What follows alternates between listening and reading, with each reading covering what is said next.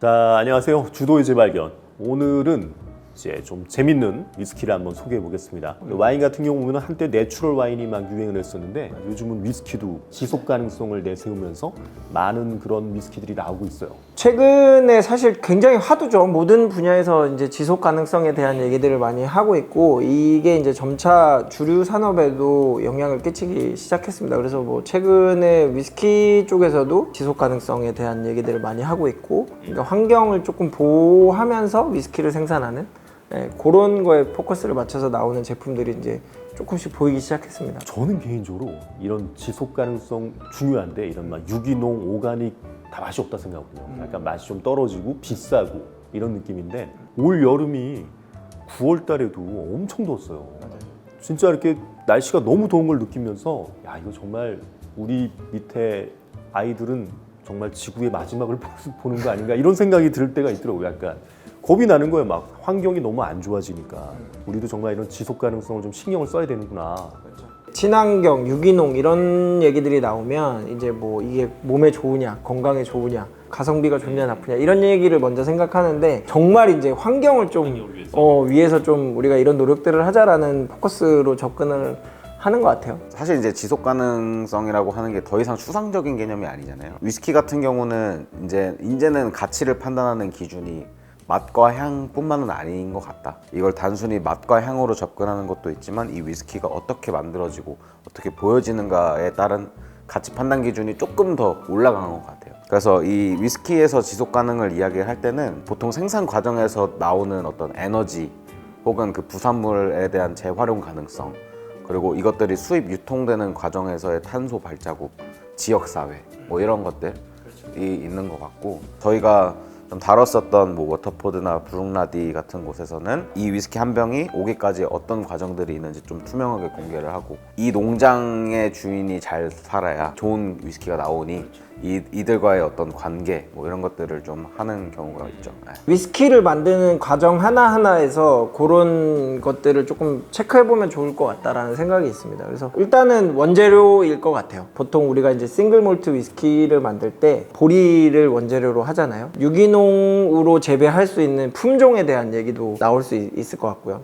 굉장히 병충해나 이런 데 좀 강하고 질소 함량이 좀 낮게 재배되는 품종이라고 해서 첼리스라고 하는 품종을 좀 많이 쓰고 있는 것 같고, 당연히 이제 뭐 수질이라든지 주변의 어떤 그 수원지들을 보호하기 위한 노력들을 굉장히 많이 네네네 하고 있다라고 생각하시면 되고, 두 번째는 이제 피트인데, 이게 피트가 여러 가지 물질들이 좀 쌓여서 만들어지는 어떻게 보면 물질 있잖아요. 그러다 보니까 대부분의 이제 유기농 위스키들은 피트를 사용하지 않는. 그래서 피트 이게 페놀이니까 이거 자체가 이미 좀 유기농이라고 하긴 좀 그렇네. 아쉽지만. 세 번째는 이제 위스키를 숙성하는 오크통. 그래서 이 나무가 어디에서 자란 나무냐, 그리고 또 어떤 과정으로 키워져 있는 나무냐, 이런 것들에 대한 검증을 또 충분히 거쳐야 됩니다. 이제 유러피안보다는 아메리칸 오크를 좀 선호한다라고 이제 나와 있더라고요. 그래서 그 이유가 이제 명확하게 어떤 이유인지는 모르겠으나 유러피안 오크보다는 아메리칸 오크를 주로 많이 사용한다. 그러니까 뭐 전 과정에서 이제 모든 조건들을 충족해야지만 이제 유기농 위스키라는 인증을 받을 수 있는 거죠. 제가 알기로 이제 그 유로피안 캐스크들은 일반적으로 재사용을 하는 경우가 많기 때문에 네네네. 그 전 사용에 뭘로 했는지가 이제 검증이 안 돼서 아마 그래서 이제 아메리칸 쪽으로 많이 쓰는 걸로 알고 있어요. 네네네. 우리나라는 이제 뭔가 친환경, 오가닉 하면은 몸에 좋아야 될 것 같고, 맛과 향이나 이런 것들이 뭐 다른 위스키들과 좀 차별화돼서 좀 좋게 느껴져야지 뭐 좋은 위스키, 뭐 아니면 그런 값을 치른다라고 생각을 많이 하는 것 같은데, 계속해서 이제 우리가 이런 산업을 유지함에 있어서 좀 먼 거를 좀 나만의 맛이 아니라 좀 환경이나 그렇죠. 이제 지구의 이제 보존을 더 신경 쓴다는 거잖아요. 사실 이런 위스키들이 아직까지는 가격이 그렇게 높게 형성되어 있지는 않아서 우리가 좀 이런 노력들을 하는 제품들을 한번 마셔보면 좋지 않을까라는 생각이 듭니다. 좋습니다. 네네네. 그럼 이제 뭐 한번 그 오가닉 위스키, 그나마 이제 국내에서 좀 구할 수 있는 위스키들을 한번 시음하면서 이야기를 한번 이어나가 보도록 하시죠. 네. 네.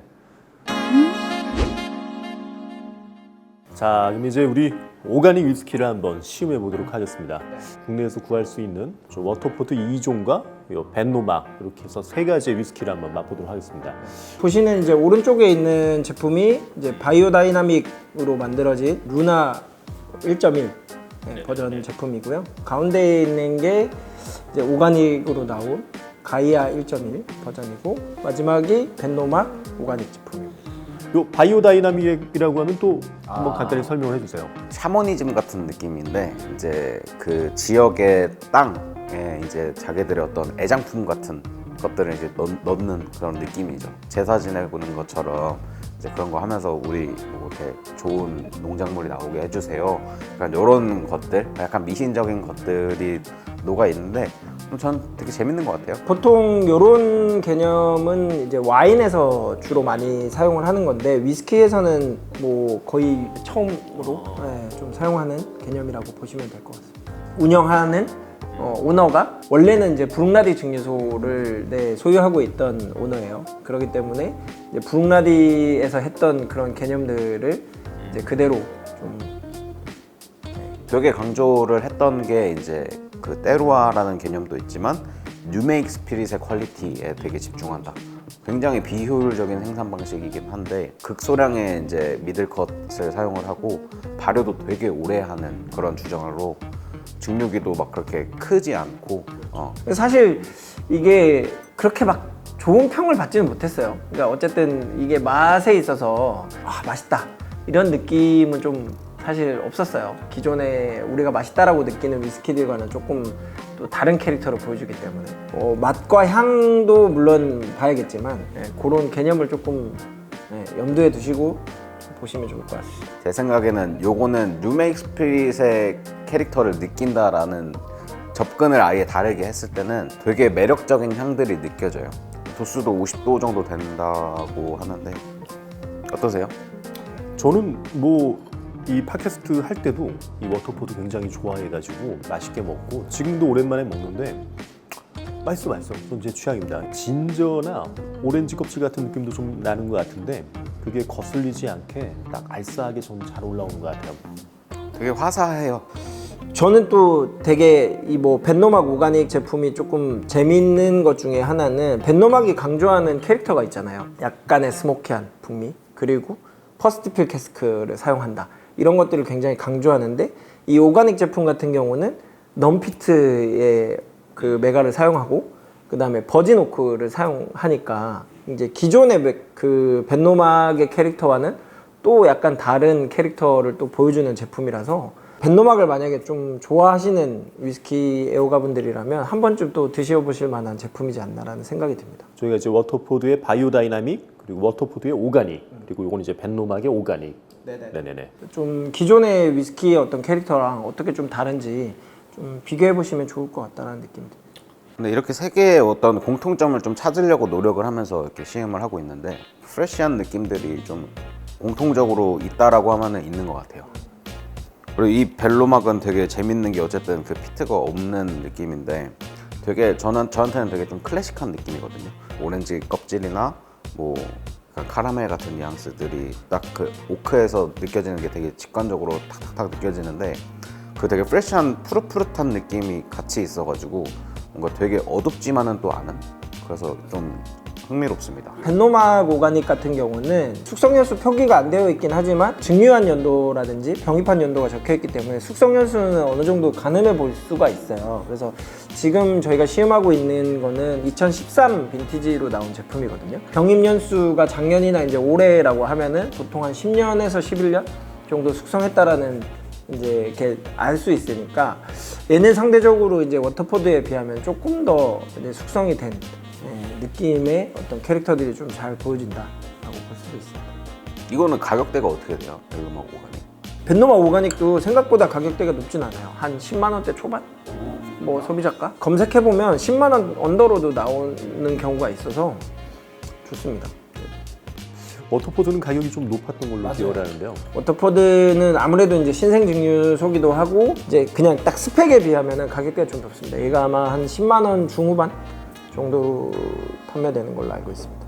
근데 약간 처음에 제가 이 워터포드 제품을 봤을 때 이렇게 진짜 백바에 딱 이렇게 세워놓으면 눈에 확실히 확 띄기는 할 것 같아요.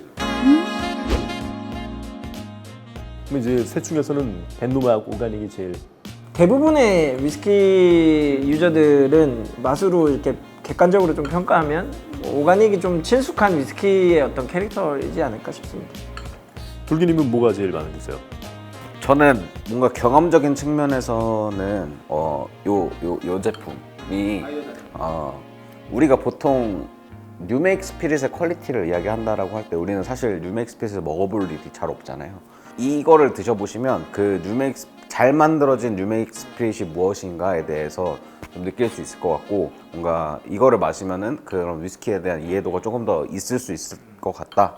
저는 이제 바이오 다이나믹이 제일 여기서 취향이 맞기는 하는데, 이게 이제 세 가지를 처음 시음하는데 벤노막이 도수도 낮고 워터포드와 지금 같이 났을 때 벤노막이 좀 더 맛이 없지 않을까 이런 느낌을 가지고 있었는데 기대 이상으로 맛있네요. 이제 다른 뭐 딘스톤이나 그다음에 스프링뱅크 이런 이제 오가닉 제품들도 조금 궁금하다. 뭐 쉽게 구하시지는 못할 것 같지만 뭐 워낙 능력자들 많으시니까 구해보셔서 한번 드셔보시면 좋을 것 같다는 생각이 듭니다. 뭐 오가닉이라고 해서 가격대가 그렇게 막 넘사벽으로 막 비싸거나 하진 않으니까 뭐 한 번쯤 요런 위스키들을 한번 찾아서 쭉 드셔보시는 것도 나쁘지 않은 것 같아요. 한번 경험을 비교해 보시는 것도 좋을 것 같습니다. 네네. 자, 저희가 오늘은 이제 오가닉 위스키, 꼭 와인이 아니라 위스키에서도 이제 오가닉이라고 하는 거, 그리고 또 운 좋게 또 때루아를 또 보여줄 수 있는 위스키까지 맛을 봤습니다. 뭐 다음번에 또 더 재밌는 이야기로 한 번 더 인사드리도록 하겠습니다. 즐겁게 마시되 알고 마시자. 주도의 재발견. 원샷?